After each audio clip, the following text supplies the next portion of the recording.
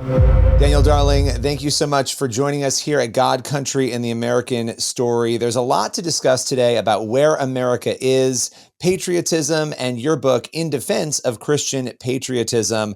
Let's just start with Christian patriotism. What does that mean to you? Well, I'm glad you asked that, and thank you, Billy, for having me on. Love the work that you're doing, and honored to be with you. I think what it means is particularly for a Christian, a deep love of the place and the people and the ideals where God has put us, right?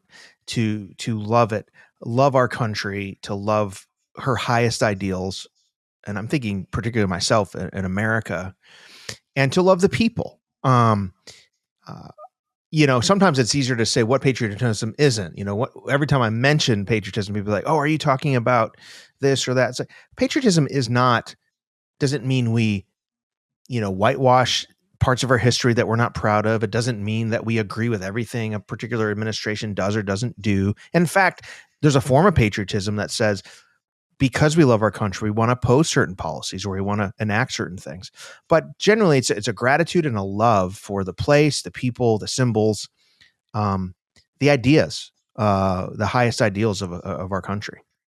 Yeah. Well, and it's interesting because we've gone through a period of time where a lot of people have talked about the separation of church and state and wanting faith to be sort of out of that public square. And yet many people believe the Christian faith actually strengthens democracy. What would you say on that particular topic? I mean, I think that's something you would probably agree with. Yeah. We've been warned for a couple decades, maybe even go back longer, about the danger that conservative Christianity poses to democracy. I mean, you go back to, I remember when George Bush, in running in 2000, was asked who his favorite philosopher was, and he said Jesus Christ because he changed my life. And man, the media and the left-wing academics were freaking out, and there's a coming theocracy of George W. Bush. And then, of course, Mike Johnson gets up there when he becomes Speaker of the House and says this is God's providence, that God sets people up and takes them down, which is something Christians say all the time. And the media went crazy. I think in the last decade or so, it's gone into overdrive with the era of Trump and post January 6th and all that. But actually, Christianity strengthens democracy. Even first of all, our founders understood this. John Adams famously said that this experiment will only work for a religious and moral people. Even our most secular founder, Thomas Jefferson, grew up in an environment of Christianity and understood that freedom and liberty has to have a sort of seedbed of virtue, of religion, even a thick Christianity underneath it. We're not arguing for a state church. We're not arguing for the government forcing people to believe things.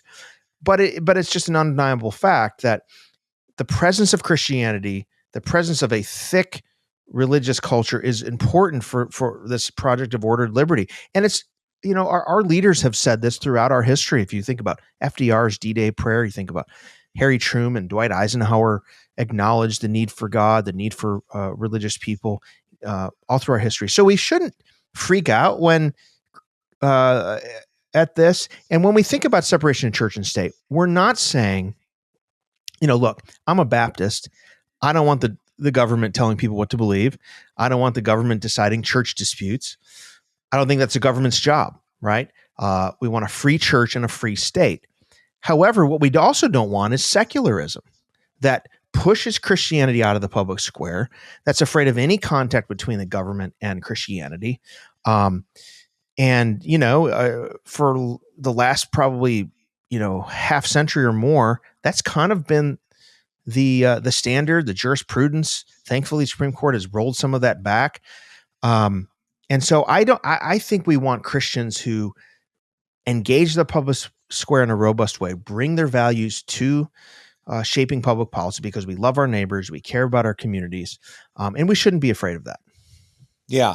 Well, and it's interesting because one of the other things we're seeing happen, and people are familiar with this, especially Christians, and there's some debate even in the Christian church about it. Mm-hmm. But anytime we start to talk about biblical principles and politics and government, this label of Christian nationalism emerges, and it's become a label that I think is being thrown on everything. It's like, oh, wait, That person wants prayer, they must be a Christian nationalist. Can you help us discern between Christian patriotism and Christian nationalism, and what are your thoughts on that dynamic? Well, you're exactly right. The definition of Christian nationalism has become so elastic that, you know, when Chris Stapleton sings the national anthem of the Super Bowl and you get a little weepy, oh, that's a Christian nationalism. You know, like, um, and we think about the funeral, the recent memorial service for Charlie Kirk, and there was overt expressions of Christianity and the gospel being preached. And I saw one Christian leader say this was an example of white Christian nationalism. And, you know, I think that's ridiculous, right? First of all, whatever we saw at Charlie Kirk's funeral was in keeping with a long history and tradition of the United States of our public officials expressing their Christian faith. But, you know, there is a strain, a small group of people who would self-describe as Christian nationalists, who might not like the constitutional arrangement of our government, but would prefer a more theocratic state or prefer magisterial Protestantism where you have a state church. But so, you know, Protestant version might call themselves Christian nationalists. Catholics might call themselves Catholic integralists. But Billy, it's such a small group of people.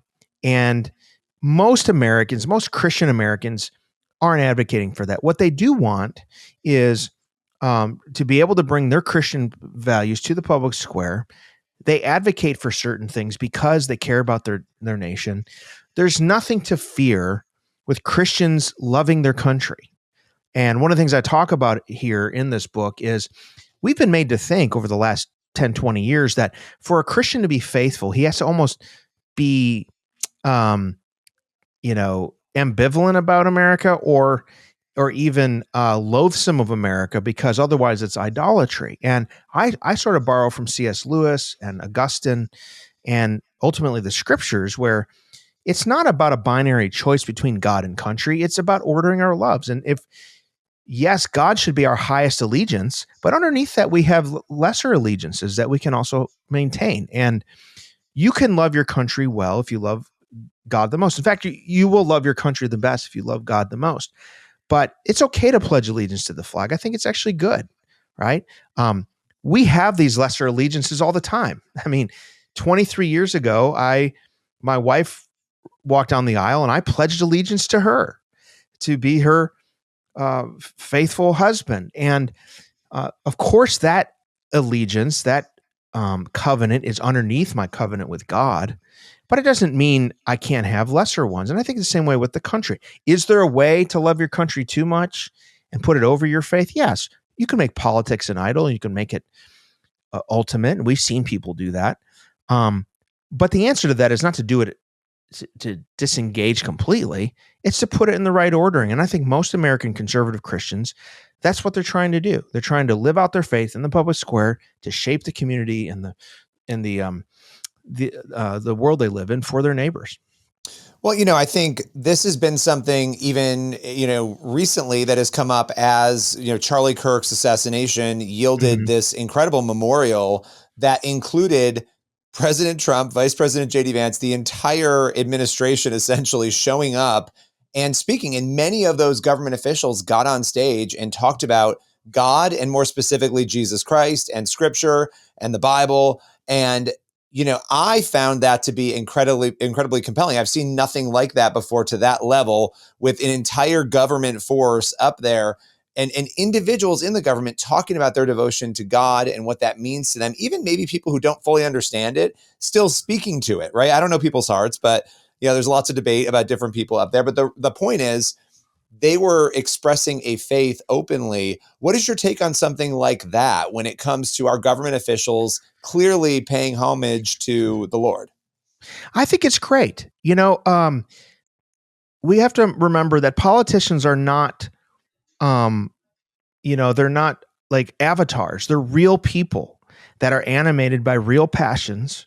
And I think it's healthy when you have government officials saying, this is my faith. This is what I believe in. It's not theocracy. It's not, you know, all that kind of stuff. I mean, when Marco Rubio gave a very, very eloquent explanation of the gospel, I was grateful for it. A lot of people were tuning in, Billy, that might not ever hear the gospel, and to hear someone like that say it, I think it's really great. And we've seen this all throughout our history. You go back to many of our presidents and public officials. This is very, very normal. I think it's good. These people are not cardboard cutouts. They have faith, and they should not be. Here's the other question I have for people who are critics of this, Billy, is what would you rather have? So are you saying that as a Christian, you'd rather have people get up there and not talk about Christ and talk about something else? I mean, think about what could have replaced all those presentations. You could have had people talking up there at a funeral about politics.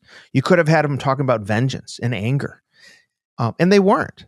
And so I think it's funny to me when people criticize this. I was thinking about this morning. Ross Douthat, the columnist for the New York Times, a conservative, he has a saying, and I'm paraphrasing, that if you don't like the religious right, you really won't like the non-religious right. And my thought is, if you take Christians out of politics, faithful, sincere Christians, what replaces it is not better than Christians. What replaces it will be likely much darker. So I don't understand the criticism. And for many of these folks, Marco Rubio, JD, and others who are sharing their faith, I think there's a sincere belief of, this is a massive audience of people. What an opportunity. I'm going to share what matters most to me. And maybe it'll influence others to check out the Christian gospel. I think it's extraordinary. And I don't even think we'll know until heaven how many people tuned in and thought, maybe there's something I'm missing. Maybe I need to check out the faith that so animated Charlie Kirk. Yeah, I think we've had a glimpse into what it looks like when you remove faith and you allow secular, obsessive secularism to rule the nation. We've been watching that, and it has not been going very well culturally in this country. And I think that's one of the reasons why people are reacting the way that they have, and people are coming back to faith, and people are interested. They're looking for an answer in their lives. So we have a couple more minutes here, but one of the things that I want to talk about here is when you look at the sins of America's past. America is made up of human beings. The government is made up of human beings. And there are things that have happened, like slavery and segregation and other horrific things in the past. It seems like people struggle with those things, meaning it becomes the label of the entire country, right? It becomes, in their mind, you can't possibly love America or support America because of these horrible things from the past. How can Christians in particular show gratitude and find a balance that allows us to really revere what America has accomplished on the positive side of things? Well, I think Christians uniquely can look at that question because we understand human nature and human sin and depravity. We understand that no government is perfect and many governments are imperfect. We also understand grace and redemption. I think there's really two wrong ways to look at American history. One is to sort of whitewash anything that happened as if it didn't really happen or wasn't really a big deal. No, I don't think we should do that. I think we should honestly, lament and understand some of these parts of our history: slavery, segregation, internment of Japanese people, mistreatment of Native Americans, honestly, and lament them and say they did happen. On the other hand, I think the other wrong way to look at it is to act as if that's the whole story. So I look at projects like the 1619 Project and Howard Zinn's view of history that a lot of public school kids have been taught.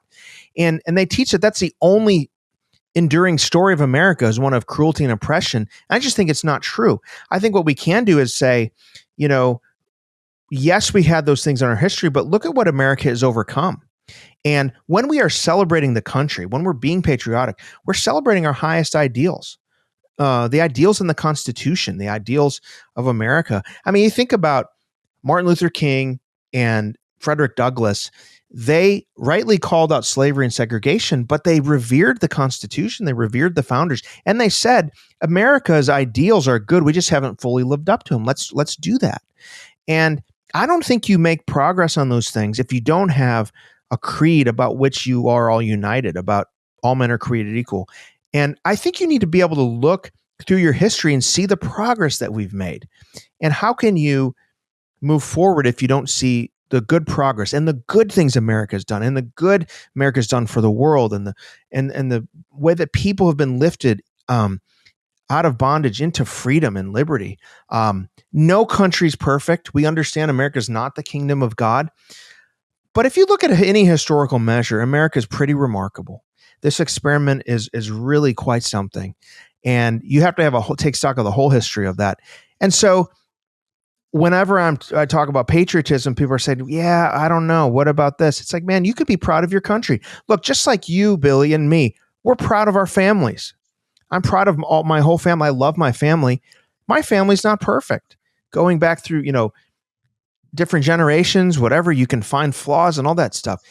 But that's not the whole story of my family, right?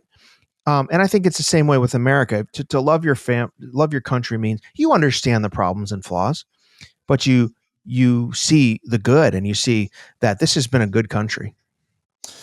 Well, I so appreciate you going through all that, because it's incredibly important to see the amazing things that this country has done, not just for all of us living here and enjoying the freedom, but for people throughout history and throughout the world today, that America does benefit by simply existing. Your book is In Defense of Christian Patriotism. Appreciate you joining us and breaking it all down today. Well, thank you, Billy. Appreciate the work you're doing, and just honored to be on here with you.